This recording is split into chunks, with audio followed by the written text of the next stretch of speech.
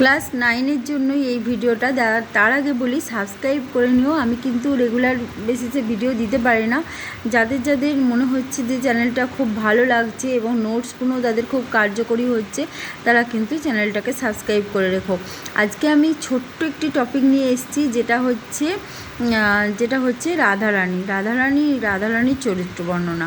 দেখো, রাধারানী একজন দশম মানে যেটা গল্পে আছে, ক্লাস 9-এর গল্পে আছে, যেটা হচ্ছে রাধারানী গল্পটা। এটা রাধারানী উপন্যাস থেকে নেওয়া হয়েছে, বঙ্কিমচন্দ্র চট্টোপাধ্যায় রচিত উপন্যাস রাধারানী। এর খণ্ড অংশ পাঠ্য বিষয়ের অন্তর্ভুক্ত হয়েছে। এখানে রাধারানী একজন দশম অতিক্রম করেছে, কিন্তু একাদশ অতিক্রম করেনি, এমন একটি বালিকা, মানে 10-11 বছর বয়সী একটি বালিকা। সে তার মাকে নিয়ে চরম দারিদ্র্যের মধ্যে দিয়ে জীবন অতিবাহিত করছে।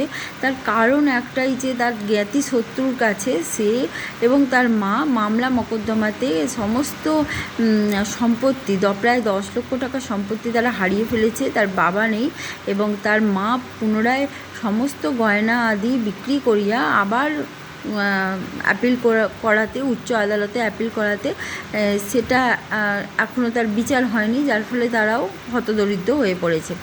এমতো অবস্থায় তার মা অসুস্থ হয়ে পড়েছেন এবং অসুস্থ হতে তিনি যখন একটুখানি সুস্থ হলেন, তখন একটুখানি সুস্থতার জন্য একটু খাদ্যের প্রয়োজন হলো। একটা ওষুধ দিয়ে শুধু সারে না, পথ্য দিয়েও সারে। তো পথ্যের প্রয়োজন হলো। সেই পথ্যে জোগাড় করতে সে কিন্তু বনফুলের মালা গেঁথে রথের মেলায় গিয়েছিল বিক্রি করতে।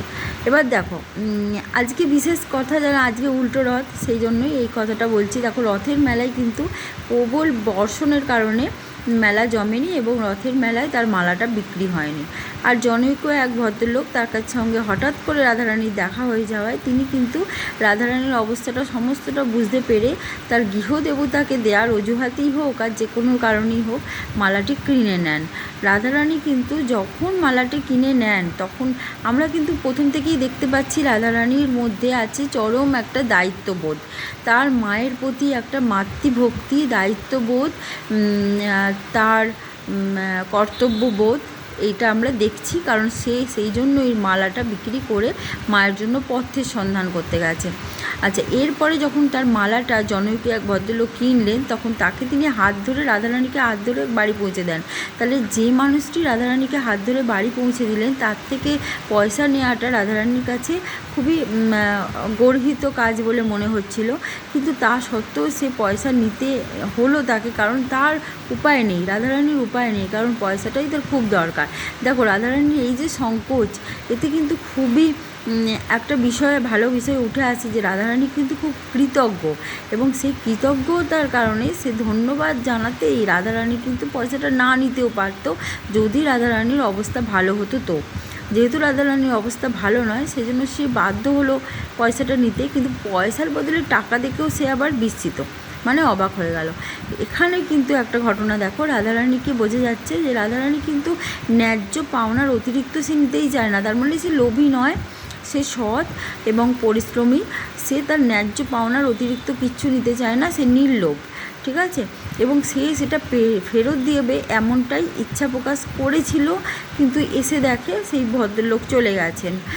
যথারীতি তারা খুবই কিন্তু বিব্রত বোধ করে রাধারানী। এর পরের ঘটনা হচ্ছে, রাধারানীকে কেউ একজন দুটো শাড়ি পাঠায়।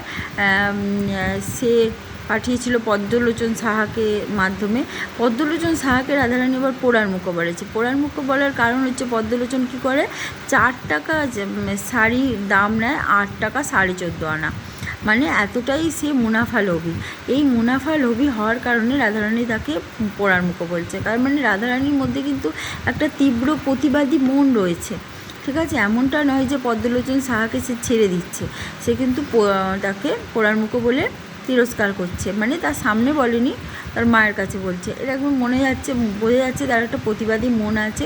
এবং পর মুহূর্তে রাধারানী দোকান বাজার করে মায়ের জন্য জোগাড় আদি করেছে, খাবার আয়োজন করেছে। সেখানেও বোঝা যাচ্ছে তার দায়িত্ব কর্তব্য কতখানি তীব্র, কতখানি প্রবল।